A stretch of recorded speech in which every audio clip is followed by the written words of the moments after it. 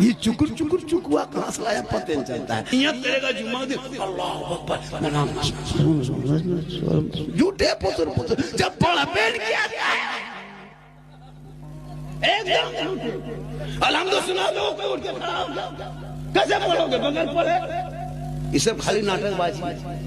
مسجد گیا اور سلام پھرے گا حضرت لگتا مکہ دیکھ رہا ہے. حضرت موسیٰ علیہ السلام نے اللہ سے ایک سوال کیا، اے اللہ کیا آپ کو نیند آتی ہے؟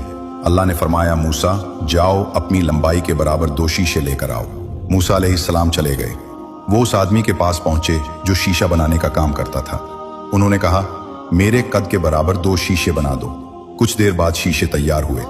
موسیٰ علیہ السلام انہیں لے کر کوہ طور پر حاضر ہوئے. اللہ نے فرمایا اے موسیٰ اب ان دونوں شیشوں کو اپنے ہاتھ میں پکڑ کر کھڑے رہو جب تک ہمارا حکم نہ ہو. موسیٰ علیہ السلام رات بھر اسی حالت میں کھڑے رہے، شیشے ہاتھوں میں تھامے ہوئے. لیکن پھر صبح ہونے لگی. فجر کا وقت ہوا اور اچانک ایک جھپکی آئی اور دونوں شیشے زمین پر گر پڑے. موسیٰ علیہ السلام گھبرا کر سجدے میں گر پڑے اور اللہ سے معافی مانگنے لگے. میں تیرے حکم کی فرما برداری نہ کر سکا. اللہ نے فرمایا اے موسیٰ تمہیں صرف ایک جھپکی آئی اور شیشے ٹوٹ گئے، لیکن اگر ہمیں نیند آتی تو کائنات کا نظام. حضرت موسیٰ علیہ السلام نے اللہ سے ایک سوال کیا، اے اللہ کیا آپ کو نیند آتی ہے؟ اللہ نے فرمایا موسیٰ جاؤ اپنی لمبائی کے برابر 2 شیشے لے کر آؤ. موسیٰ علیہ السلام چلے گئے. وہ اس آدمی کے پاس پہنچے جو شیشہ بنانے کا کام کرتا تھا. انہوں نے کہا میرے قد کے برابر 2 شیشے بنا دو. کچھ دیر بعد شیشے تیار ہوئے. موسیٰ علیہ السلام انہیں لے کر کوہ طور پر حاضر ہوئے.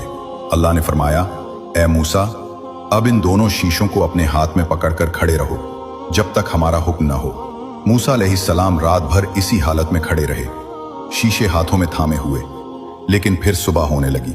فجر کا وقت ہوا اور اچانک ایک جھپکی آئی اور دونوں شیشے زمین پر گر پڑے. موسیٰ علیہ السلام گھبرا کر سجدے میں گر پڑے اور اللہ سے معافی مانگنے لگے. میں تیرے حکم کی فرما برداری نہ کر سکا.